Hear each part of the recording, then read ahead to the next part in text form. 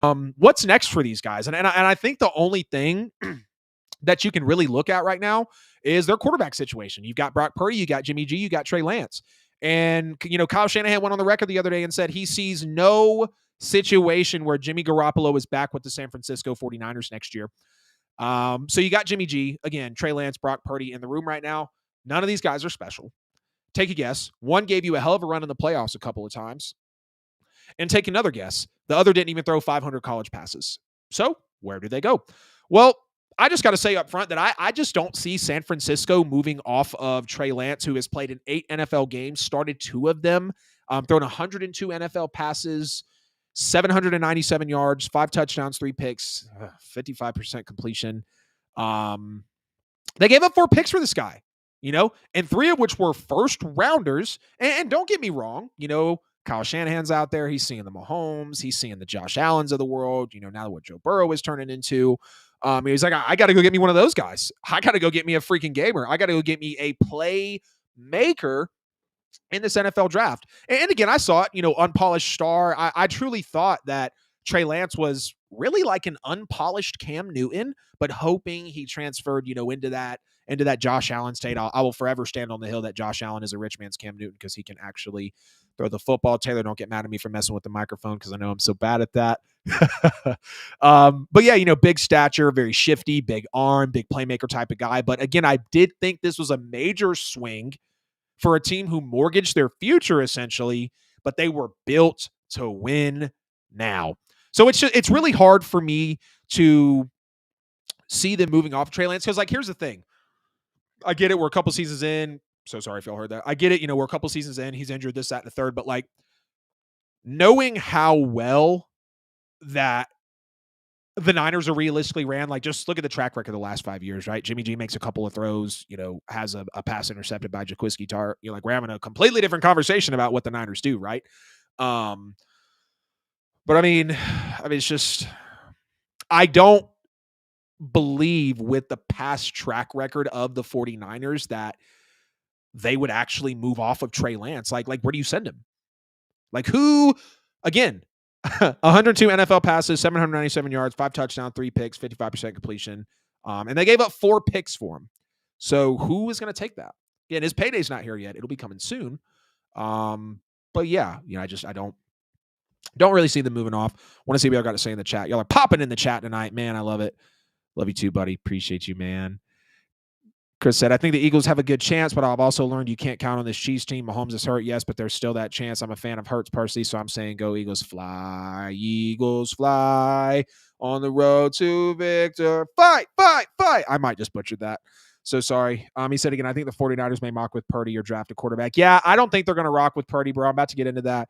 Between Vegas and Jess, wherever Rodgers doesn't go, Jimmy does go. That's a good point there. You can add Colts in that mix too.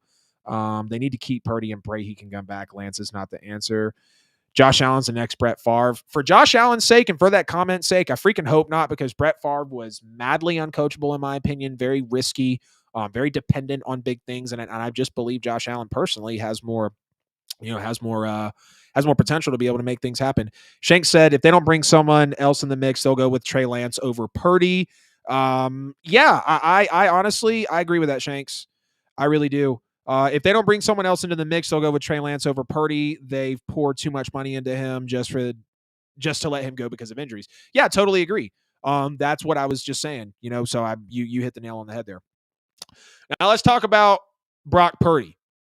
Well, Brock Purdy's Brock Purdy. Remarkable 7-1 record as Mr. Irrelevant. Again, Brock Purdy, major freaking respect for you, bro. When you see this episode, give me a shout. I'd love to bring you on the show. You'd be great, bro. To know that you were drafted last and like your coach came out there and said, the way he's in the locker room, the way he's soaking up the plays, this dude is out there, right? Totally love to see that from you, bro. But he fit in very well with this 49ers team. The schemes, we know what being in a Niners offense really calls for from the quarterback, but Brock Purdy did hurt his UCL. He's out for 6 months and honestly looked pedestrian at times during his play, which, again, not a knock on him, but that's why he was the very last pick of the NFL draft. Scouts are pretty good at what they do.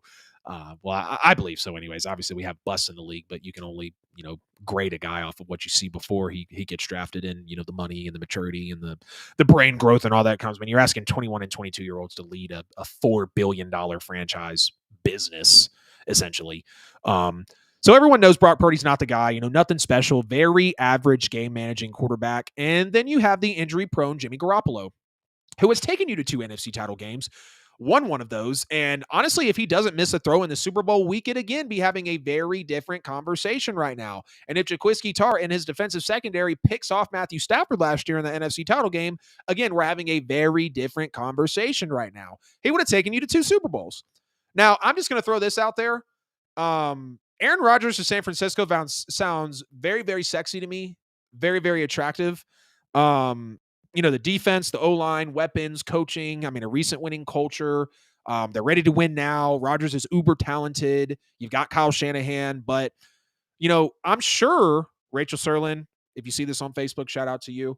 I'm sure that these Niners fans are tired of being in the conversation for best roster in the NFL year in and year out and not having anything to show for it. Man, oh man, this show is going so well. Money doesn't matter if he isn't on the field. Pedestrian is good for a rookie. Yeah, I mean, yeah, absolutely. Don't get me wrong, Ken. Pedestrian is good for a rookie, but like I just said, like y'all get in the comments and let me know.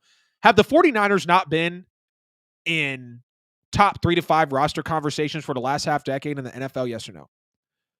And when you look at how, maybe not, half decade, but for the last few years, ever since they really came onto the scene, and went to the Super Bowl and didn't really slow down since, had some hiccups, obviously, but obviously quarterbacks and stuff. But yeah, I personally feel like they are tired of just being on the edge. Like we're almost there. Same reason Cincinnati needs to make a move. Cincinnati's on the edge, but in a better way because they just got here. Cincinnati doesn't want to fall into the pit in the realm like the Niners are right now, or kind of like my New Orleans Saints did. Like you're on the verge, and really the problem was Breeze, respect to the jersey in the background. It was the arm, not really the players. The coaching was great, but you don't want to get on that verge of like, hey, I'm knocking on the Super Bowl's door. Oh yeah, but I need a solid wide receiver. Or I need a great quarterback like we're talking about here. Or I need a safety, that could possibly quit giving up